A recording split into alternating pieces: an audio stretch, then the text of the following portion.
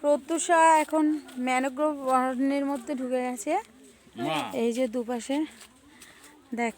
দেখা যাচ্ছে Henry island, দুপাশে ম্যানগ্রোভ অরণ্য। কি লিখছে এখানে? মাছ খায়, আমরা শুনেছি কলকাতায় মেছোবক এখানে কি বিরিয়ানি খায়। লিখছে? কি লিখছো? এটা মা আর বাবা। Pratyusha very excited.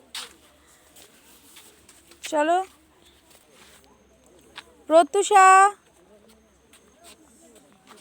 প্রত্যুষা বালির মধ্যে কি লিখতে ব্যস্ত। Pratyusha come here.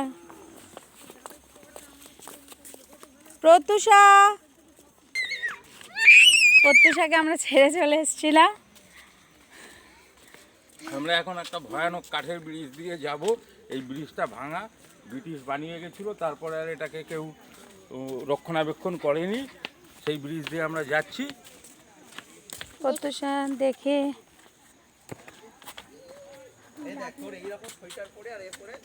সেই ব্রিজটা ব্রিটিশ বানিয়ে গেছিল, ওই পারে শোনা ছিল নাকি খোঁজার জন্য।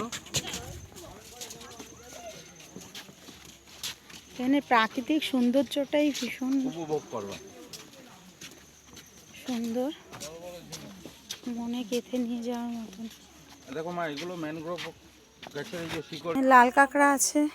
কোনো লাল কাঁকড়া নেই, গাছের পাতা পড়ে আছে।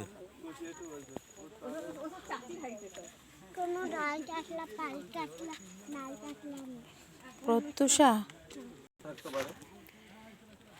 বন্ধুরা দেখুন সত্যি কি অপূর্ব সুন্দর।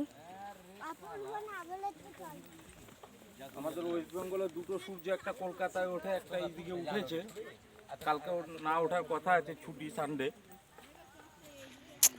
এই সমুদ্রের মধ্যে একদিন একটা ডলফিন উঠেছিল, দেখো তুমি ভালো করে দেখো, ডলফিনটা এখনো আছে ওর ভেতরে, দেখতে পাবে। দেখো, দেখতে পাচ্ছ, ওই জলের তলায় আছে ডুবে।